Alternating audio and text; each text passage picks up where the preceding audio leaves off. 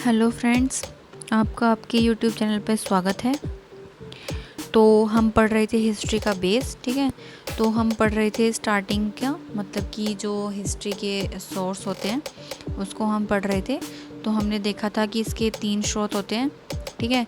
उसमें पहला होता है आपका पुरातात्विक स्रोत, दूसरा होता है साहित्यिक स्रोत और तीसरा होता है विदेशी यात्रियों का विवरण, ठीक है। तो हमने अभी जो लिया हुआ है, फर्स्ट हमारा कंप्लीट हो चुका है पुरातात्विक स्रोत। अब ये सेकंड चल रहा है साहित्यिक स्रोत, ठीक है। तो साहित्यिक स्रोत में हम वैदिक साहित्य देख चुके हैं, यानी कि हम जो हमारे वेद हैं वो हम देख चुके हैं, ठीक है। अब हमारा चलेगा वेदों से संबंधित जो ग्रंथ हैं, ठीक है। तो चलिए शुरू करते हैं। फर्स्ट है ब्राह्मण ग्रंथ। ब्राह्मण ग्रंथों की रचना यज्ञादि विधानों की क्रिया को समझाने के उद्देश्य से की गई है, ठीक है। ये अधिकांशतः गद्य में लिखे गए हैं। प्रत्येक वेद हेतु पृथक ब्राह्मण ग्रंथ लिखे गए हैं, ठीक है। चलिए नेक्स्ट है अरण्यक ग्रंथ। इनकी रचना अरण्यों अर्थात वनों में पढ़ाए जाने के निमित्त होने के कारण इन्हें अरण्यक कहा गया है। इसमें ज्ञान एवं चिंतन को प्रधानता दी गई है। इनसे ही आगे चलकर उपनिषदों का विकास हुआ है, ठीक है।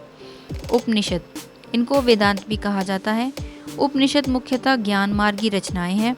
वैसे तो मुक्ति को उपनिषद में 108 उपनिषदों का उल्लेख मिलता है, लेकिन सर्वाधिक प्राचीन और प्रमाणिक 12 उपनिषद माने जाते हैं, जो है ईश, केन, कठ, प्रश्न, मुंडुक, मांडुक्य, तैत्तिरीय, ऐत्रेय, छंदोग्य, वृद्धारण्यक, श्वेताश्वर, कौशितकी, ठीक है। गुरु शंकराचार्य जी ने शुरू के 10 उपनिषदों पर भाष्य लिखा है, ठीक है। नेक्स्ट है राष्ट्रीय चिन्ह पर अंकित आदर्श वाक्य सत्यमेव जयते मुंडकोपनिषद से लिया गया है, ये सबको ही पता होगा, ठीक है। नेक्स्ट है श्वेताश्वतर उपनिषद में पहली बार भक्ति शब्द का उल्लेख मिलता है। नचिकेता यम का संवाद कठोपनिषद में है। ईशोपनिषद में गीता का निष्काम क्रम का उल्लेख मिलता है। बृहदारण्यक उपनिषद में अहम ब्रह्मास्मि पुनर्जन्म का सिद्धांत एवं याज्ञवल्क्य गार्गी संवाद का वर्णन है, ठीक है। तो ये आपका था साहित्यिक स्रोत, अभी खत्म नहीं हुआ है, ठीक है। अभी इसके बाद हमें वेदांग पढ़ने हैं, ठीक है।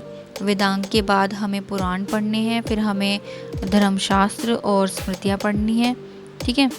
और इसके बाद में मतलब अभी भी काफ़ी लंबा है, उसके बाद बौद्धिक साहित्य शुरू हो जाएगा, जैन साहित्य, ये सब, ठीक है।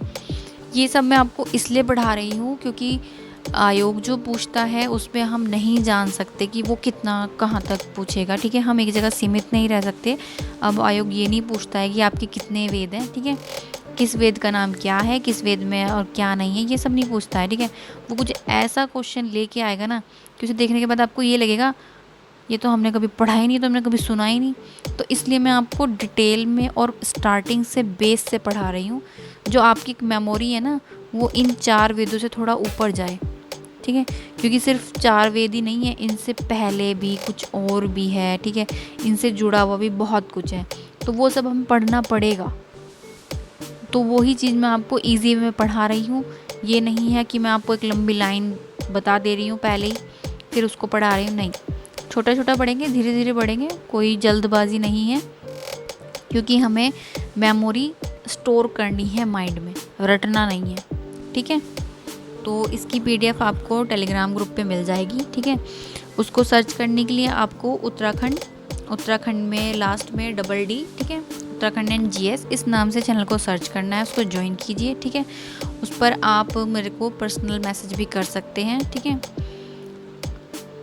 अगर आपकी कोई क्वेरी हो, आप चाहते हैं कि आपको कुछ और पढ़ना है, अगर मुझे लगेगा कि हाँ आपके सिलेबस से संबंधित है, आपके लिए ज़रूरी है, तो मैं आपको उसको भी पढ़ाना स्टार्ट कर दूँगी, उस पर वीडियो बनाना शुरू कर दूँगी। और आपके लिए गुड न्यूज़ भी है, वो ये है कि हमारी जो प्रीवियस वीडियो थी पुरातात्विक स्रोत के बारे में, ठीक है, तो उसमें मैंने एक पॉइंट लिखा हुआ है, पुरातत्व के जनक हैं वो माने जाते हैं अलेक्जेंडर कनिंघम। तो अभी रिसेंट एक एग्ज़ाम हुआ था 31 को, तो उसमें आयोग ने पूछा हुआ है कि पुरातत्व के जनक माने जाते हैं, तो उन्होंने डायरेक्ट वो लाइन उठा के वहाँ पर लिख दी। तो उसे देखकर मेरे को बहुत ही मतलब अच्छा लगा कि मैं आपको जो पढ़ा रही हूँ वो बिल्कुल भी गलत नहीं है, वो सही है, हम बिल्कुल सही डायरेक्शन में चल रहे हैं। जो मैंने मेहनत की है, जो मैंने नोट्स बनाए हैं, वो कोई भी फालतू नहीं है, ठीक है।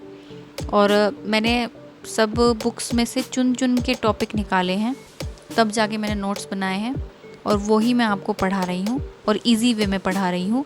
अगर आपको उनको पढ़कर कुछ हासिल कर पाते हैं तो मेरे लिए इससे अच्छी कोई बात हो ही नहीं सकती है।